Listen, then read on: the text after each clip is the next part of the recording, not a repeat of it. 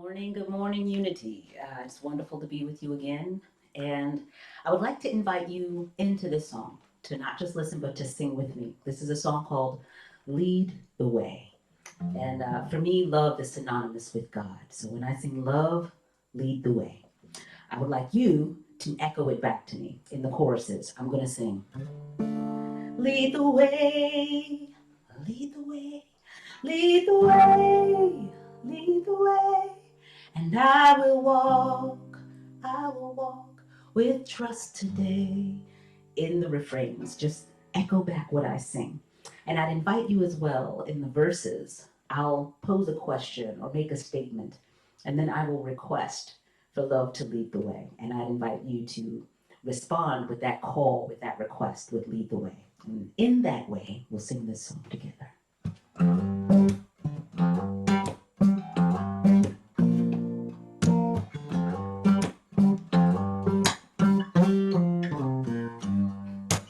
Love, would you guide my feet? Love, will you light my path? Love, lead the way. Love, will you fill my needs? Love, please do the math. Love, lead the way. Lead the way. Lead the way, and I will walk with trust today. And all I do, and all I say, I will follow. Together, love will lead the way.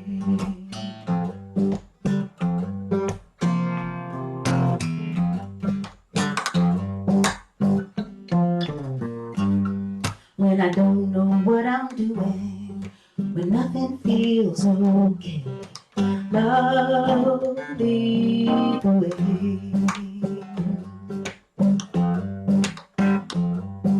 When everything feels broken and I'm holding fear at bay, together, love lead the way. All right, call and response. Lead the way, lead the way, lead the way, lead the way, and I will walk with trust today. And all I do, and all I say, I will follow. Love will lead the way. Love will lead the way. Love lead the way. Love, please lead the way.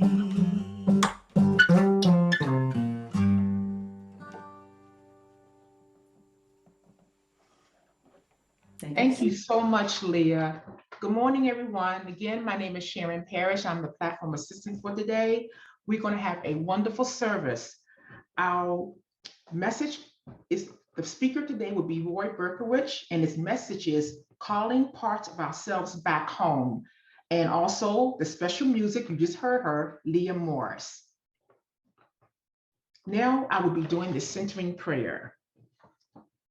I was going to say a prayer of gratitude, but I saw something in the 40 Days of Letting Go Lit book, and it really was very interesting, and I really liked it. For Sunday, March 19th, the process of denying the power. Whether we realize it or not, we are often stuck in old stories that have deep power over us. Many of these stories keep us in the terrible twos: too old, too unattractive, too broken, too ashamed, too unworthy, and we don't believe life can change. Based on these old beliefs, we interpret, respond, and make decisions in present time. In John 5, when Jesus said at the pool of Bethesda with the paralyzed man, Jesus asked, "Do you want to be made well?" The man has a list of reasons why he has not been healed over the years. Jesus simply tells him, "Stand up, take your mat, and walk." When the man is ready to deny the power of his old stories of lack and limitations, he takes the first step. Do you have faith to step into a new story of your divine identity? Jesus said to him, "Stand up, take your mat, and walk." At once the man was made well, and he took up the mat and began to walk. John 5:8-9. And the affirmation for this is, I am ready to boldly step into my divine identity.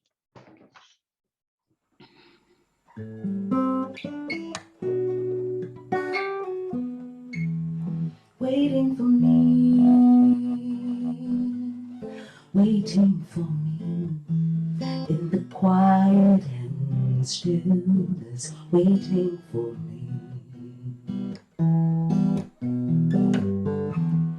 Holding a high watch ever at ease, love will always be waiting for me. When I get discouraged or distracted by the stories life is telling me, when I get so worried, truth gets blurry and I forget who I am. Waiting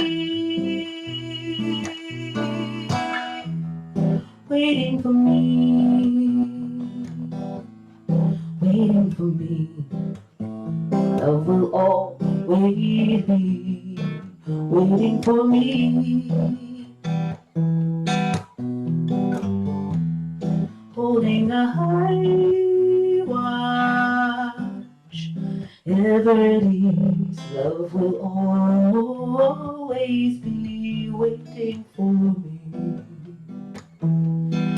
Even in the days when all feels lost, here at the crossroad, love is beckoning. If I take a moment to decide, let my heart guide, I find love here waiting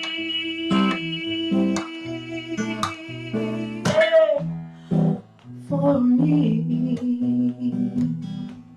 waiting for me. Love will always be waiting for me. Holding a high watch ever at ease. Love will always be waiting for me.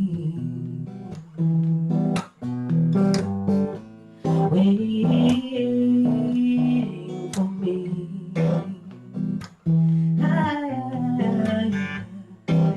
Waiting for me. La la la la, waiting for me.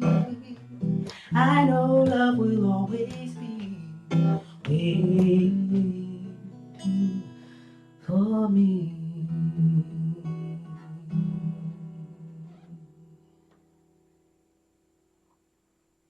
Waiting for us. Good morning, mighty companions.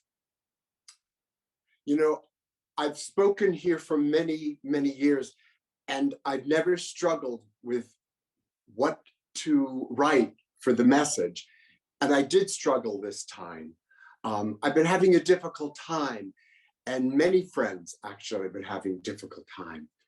And then I saw the article by Ellen Davenport in the Unity pamphlet we all got, 40 Days of Letting Go, Lent 2023.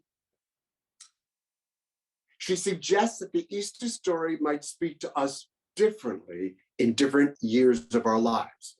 She says, some years you might be in the Garden of Gethsemane a place of dread and agony, where what you fear is about to happen, wondering whether you have the courage to let go of life as you know it for the promise of resurrection.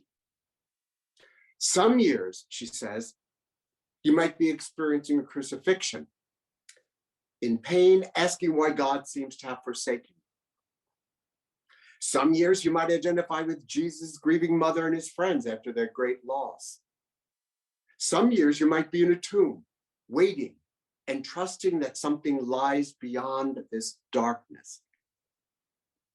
Some years you might be exhilarated by the promise of resurrection, of lifting yourself into a new life. And some years you might know the joy of the women who discovered the tomb was empty, realizing a situation is not as bad as you feared. She says, might speak to us differently in different years of our lives.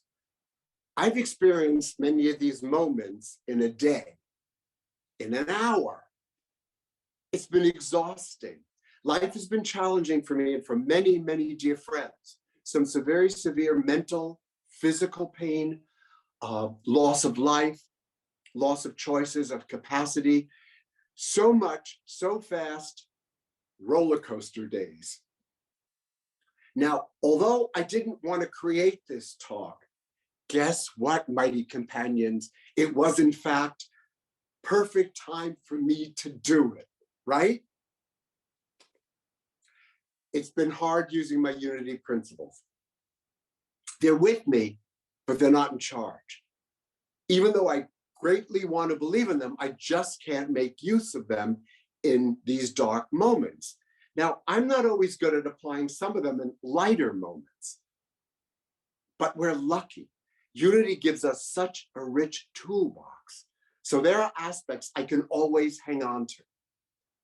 Creating this talk helped me to think of things that have been helpful when I've separated myself from spirit. So I'm going to ask you to forget right or wrong, to forget truths. The question became, what is effective? To explore what is effective for me during these times, I visited some of my past Unity talks for guidance to see what had worked before. In one talk I shared a few Halloween seasons ago, I spoke about a trip to Philadelphia to visit some old friends who live near the Eastern State Penitentiary.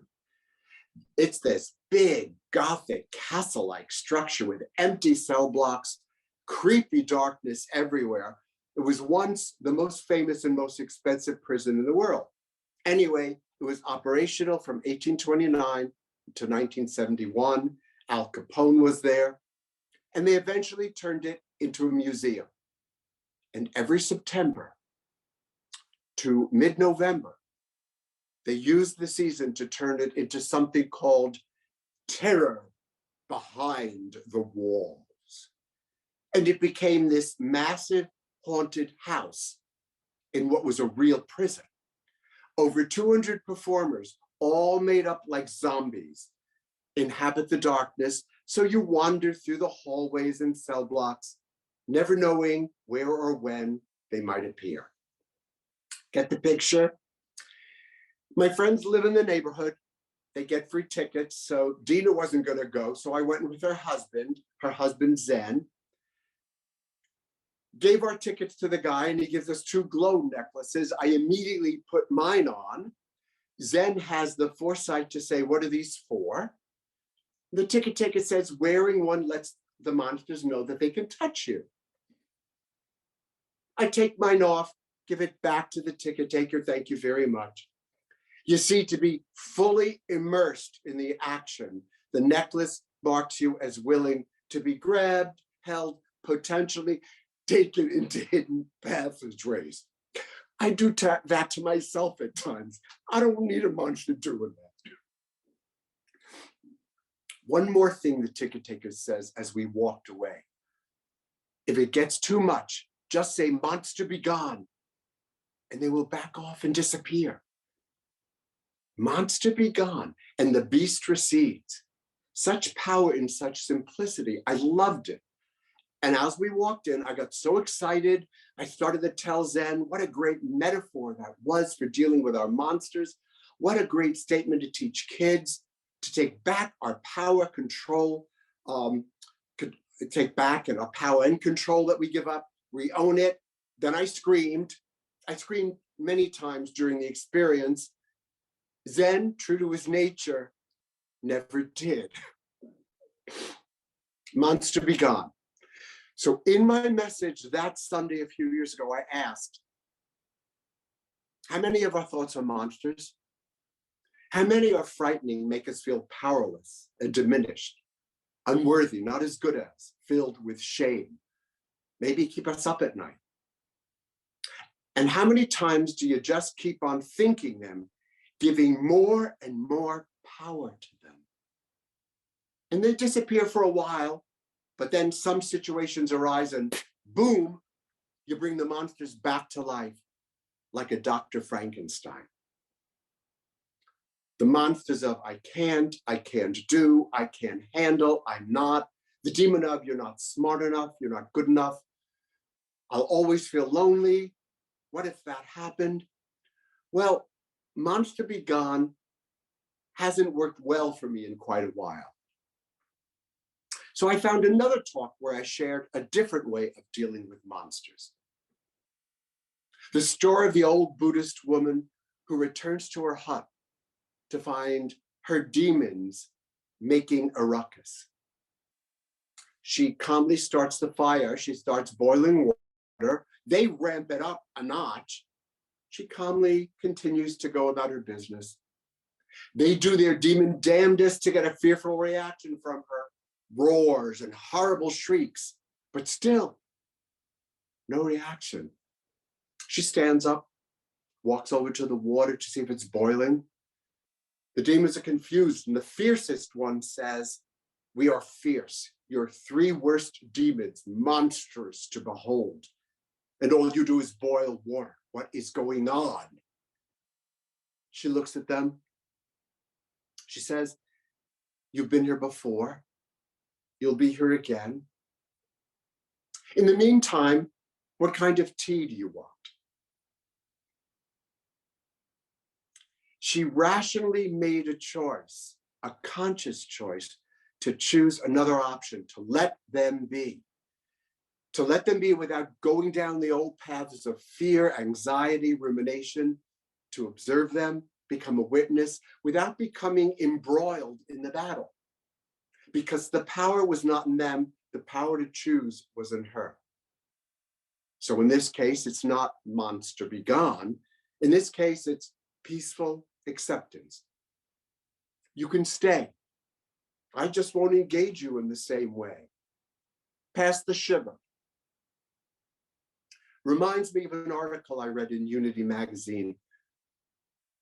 Hundreds of times a day, we are offered a chance to make friends with a difficult moment, rather than gritting our teeth.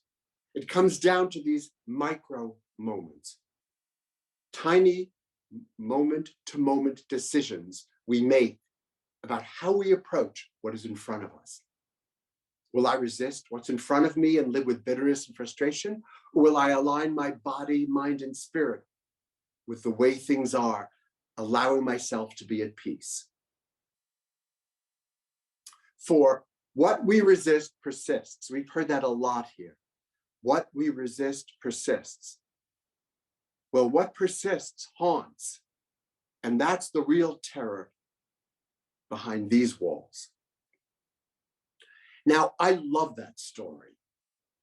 But not unlike Monster Be Gone, peaceful acceptance has been a challenge for me these days. So recently I'm exploring yet a third way of looking at what I once labeled as demons. I've started seeing an acupuncturist who's a somatic psychotherapist. I'd never heard of that. Very much mind-body connection. Yes, she does acupuncture, but it's very therapy-oriented. And she's had me talk to the different parts of me, my anxiety, my sleeplessness, depression, and she has them respond, very gestalt. And I'm gruff. I'm dismissive with these parts. I see them as monsters, as demons, invaders. I've passed judgment quickly. I've told them, you need to move on because I'm wiser at 71 years old. I know things have worked out in my life. I can handle things if that happens. And besides, it's not going to be like you say. I have 71 years of experience backing me up. She pointed out that I'm not curious about their needs, not curious or present as I am with my friends. Their needs have not gotten met. In our dialogue, I don't listen. I didn't give them a chance to talk, so they stick around. They need to be heard. I need to allow, not control, not dismiss. Thich Nhat Hanh said the most precious gift we can offer is our attention. That goes for our disowned parts too. They're part of the team I've assembled, so I started to give them openness, curiosity, and deep listening. For as Richard Schwartz, who developed internal family systems, says, every part has a positive intent, even if its actions are counterproductive or cause dysfunction. They try to control and protect the person from the pain. Ask them, how old do you think I am? Mine think I'm 6 years old and that they still need to do it for me. Let me listen to them and help them move from protecting me to creativity. So I gathered my parts, who until I recently called demons, and asked them, what do you want me to understand? And they said things like, you gave birth to me and then you invited me along and I helped you to survive at times. And when I asked them, what do you want? They all said, they wanted me to rest. They're not angry. They're not mean. They don't want to cause me to suffer. They want me to rest. And they're not monsters. They're not demons.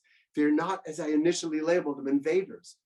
They're part of my team, some of whom I bench for the season, and some of whom would welcome the respite. At any rate, they are formerly monsters and now team members. What do you call the parts of you that give you trouble, cause unease, suffering? I've taken responsibility for giving birth to them, and I've apologized for not being a very good parent, for seeing them as invaders rather than as my offspring. And in owning these aspects of myself, some things have eased. And why? It's because I'm taking care of little Roy. It's embracing all of me. If what we resist persists, then resisting closes the path to healing. Pain persists, suffering persists, sadness persists.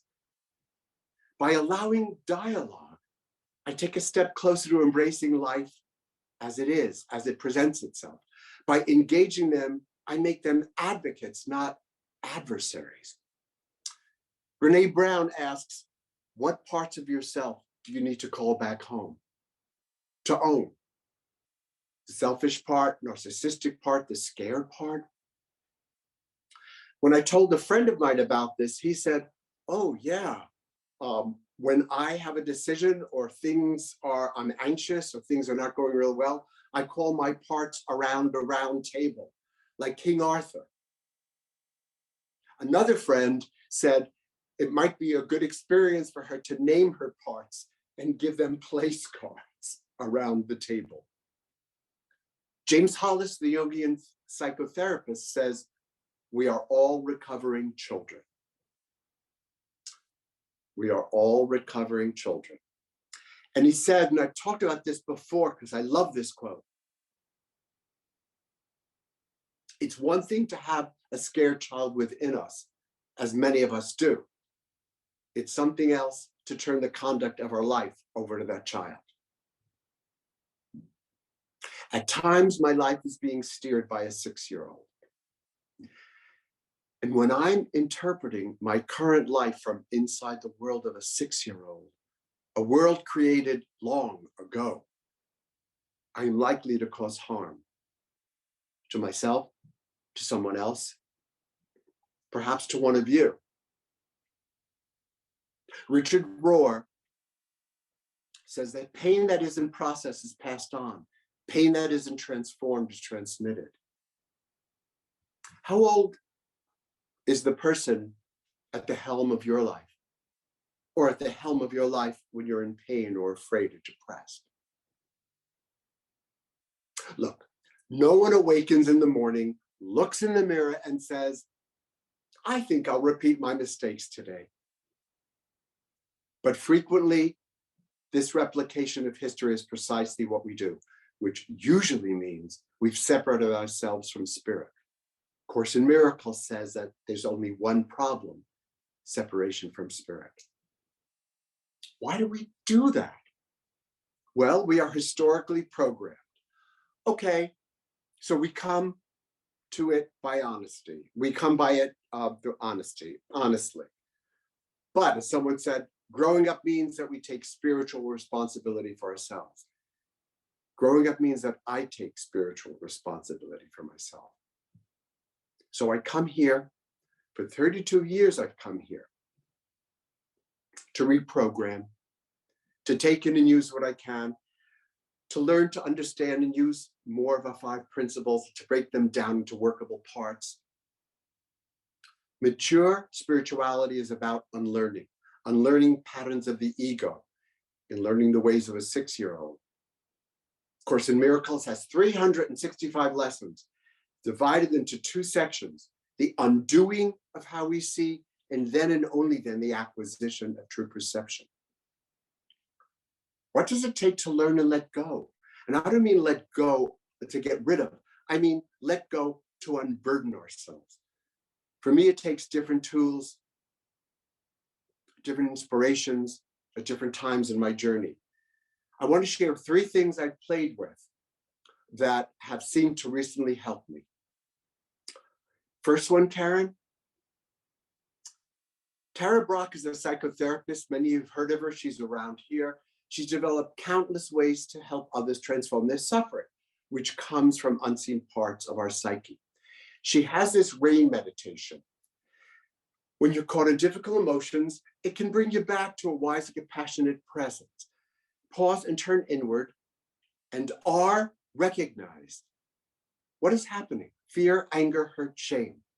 And then 2, allow. Whatever you're feeling, let it be here. Don't judge it. Don't try to fix it. Don't ignore it. Whatever is seen needs to be held in compassion. You don't have to like it. I, investigation.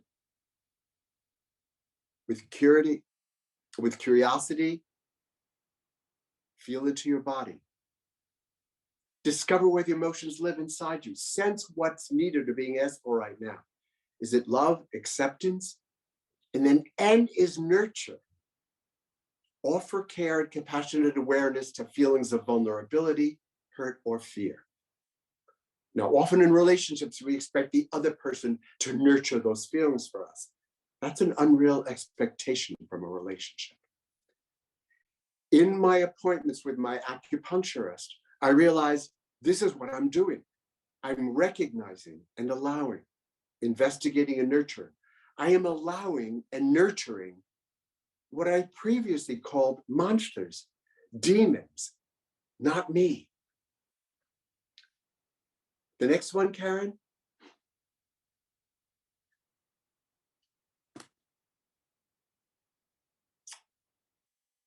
So I call this Jan's index box. In talking about it with Jan, she talked about having an index box with statements, perhaps truth, that a person needs to be reminded of during challenging times, something you can hold on to, that you can believe. Statements that always seem to help, statements that are effective, and actions that help. What does my spiritual nature and beliefs on days I'm doing well mean for my life when I'm hurting? Can I use them during really bleak days? What resonates for me when I'm in the tomb? What resonates for me when I've lost connection? What does not? I can tell you that for me, some of the 5 principles don't. And I know for many of you, they work. For me, breaking them into smaller pieces do. I'm asking, what is effective for you? Not what you'd like to be effective. So here are some of my index cards. I'll read them if you're not looking. Spirit is available to me, although I may not see that right now. I have made a difference, a positive difference in others' lives. I have been in dark places before and have come out of them. This is not for always, though it might feel like it. Look for the helpers, said Mr. Rogers, and remember who is on my team. The child I was would be proud of the person I am. I am so much more than my pain. No feeling is final. I'm not alone. This darkness is not my home. Express gratitude for and express gratitude to. I'm loved by blank, and I love blank. Roy, you're not seeing clearly. Your perspective is skewed.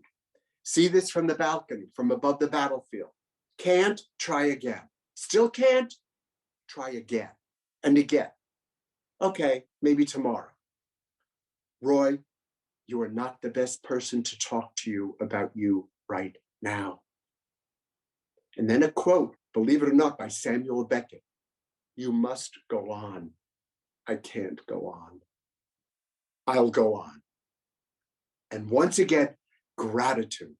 Gratitude is always my go-to place. Can you do the next one, Karen? And then these simple, basic things that are so easy and obvious, but I don't always remember at dark times. Connect with a friend. Piglet said to Pooh, difficult days are so much easier when you know you've got someone there for you. And I'll always be here for you, Pooh. Who is always there for me? Meditate.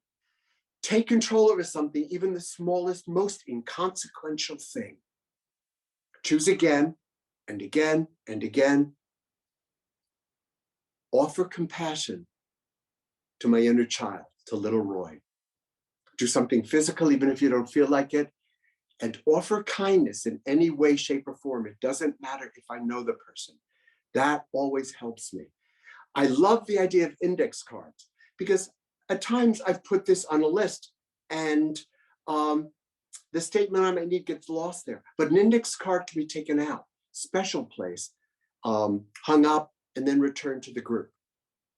And then the next slide, please, Karen. Something I tried recently comes from what I talked about at the beginning, the Ellen Davenport article in the Lent booklet. So I made this chart and I put the different places and situations I noted at the beginning onto the chart. You can see them on the left, days of week on the top. And I noted the time I felt like I was having that experience. Actually, a notch. I started to just put a notch. She says the Easter story might speak to us differently in different years of our lives. But as I said, recently aspects of it speak to me daily, hourly. When I look at how many places I visited in a day, I can see that I don't live in the tomb, though it feels like it. I am not a crucified person, though I've gone through those moments. As much as it may feel like that, as powerful and painful as a moment may be, I do not live there. I can look at this. It's a concrete and visual reminder of that. Jan posted a quote in the bulletin this past Thursday that resonates. And she said, "Our life is March weather, savage and serene in the same hour." Okay, Karen, you can take that off. In ending, so yes, the Easter story might speak to us differently in different years and different hours of our lives. And as we get older, perhaps many of us will visit places not listed here. And when we do, we will pull inspirations from unity, from one another, and from others. Inspirations that fit the moment. And those inspirations will be different for each of us. I'm not sure we'd all have the 5 principles listed, but inspirations that can take us back to them. Paths that enlarge instead of diminish us. For the more we walk those paths, the more they come into being. And finally, an inspiration that a Quaker friend shared with me by Brian McLaren, who wrote Naked Spirituality. For this breath, thanks. For this tear, thanks. For this memory of something I used to enjoy, but now have lost, thanks. For this ability not simply to rage over what has been taken, but to celebrate what was once given, thanks. And of course, for this community, thanks. Onward, my friends. And now, it's time to go inside. It's time to meditate. Be still. Make sure you're in a comfortable position. Let the chair, let the earth hold you, and let your body sink down to a comfortable yet aware position. And notice your breathing. You don't need to do anything. You don't need to change it. Just notice it. As you breathe in and out, fully and deeply, in and out.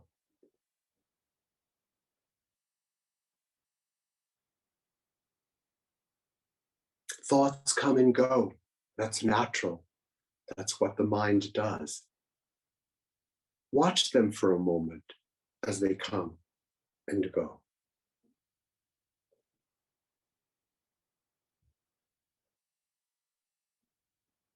Often during meditation, we don't want to attach or cling to any thought.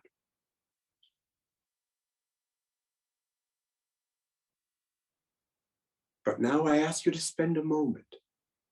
What statement, affirmation, inspiration is effective for you in dark times? Not what should be helpful, but what truly is. What reminders when you are in a dark time help you? Welcome them. Take them in slowly. Taste them. Repeat them. Hold on to them for this moment. And wrap them around you as you sit in silence, welcoming your healing inspirations.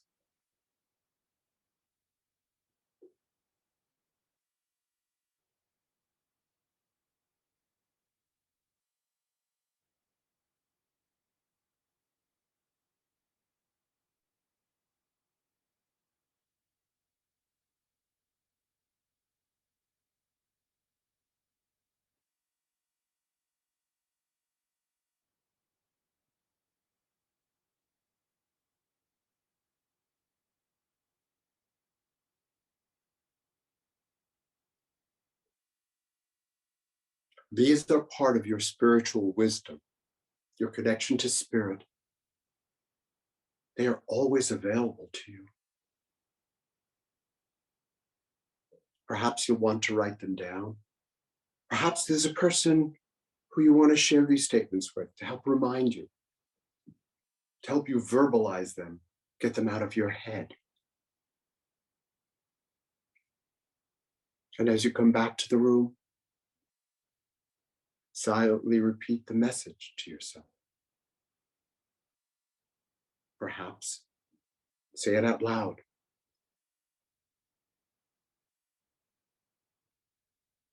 And act as if that statement makes a difference. Act as if those statements make a difference. because they do. And so it is.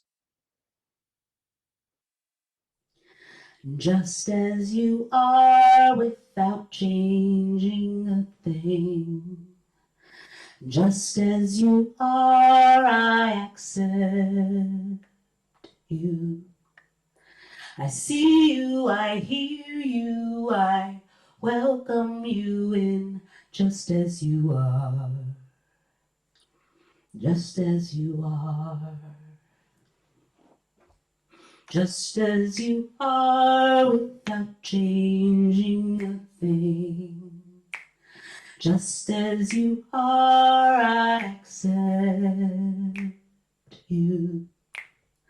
I see you, I hear you, I welcome you in just as you are. Just as you are. Just as you are without changing a thing. Just as you are, I accept you. I see you, I hear you, I welcome you in just as you are. Just as you are. Will you sing with me? Just as you are, without changing a thing. Just as you are. Just as you are, I accept. Just as you are, I see you, I hear you, I welcome you in just as you are, just as you are. One more time, let's sing. Just as you are, without changing a thing. Just as you are, just as you are, I accept you. I see you, I hear you, I welcome you in just as you are, just as you are.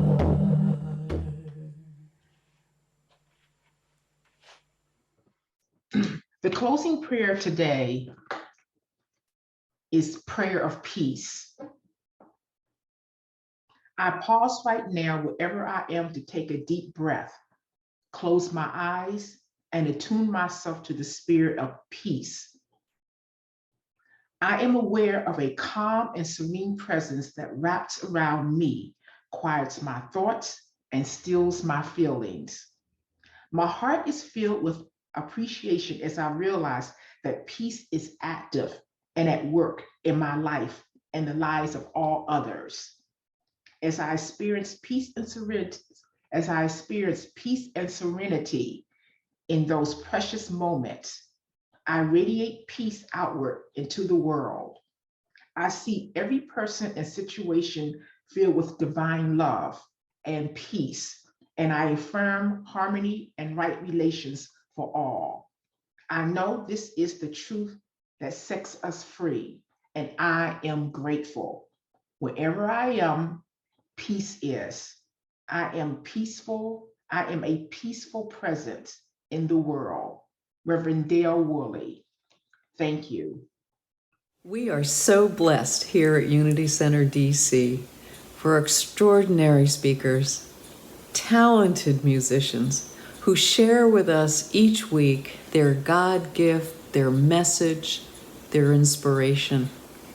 And for us as recipients, I'd like you to take this moment and be grateful. If you want to express your gratitude by giving a gift to Unity Center DC, it's possible. We'll put up on the screen the options, but you can give online, you can mail a cash or a check to the address you'll see on the screen, so that we can continue this ministry, which has blessed us all. Thank you.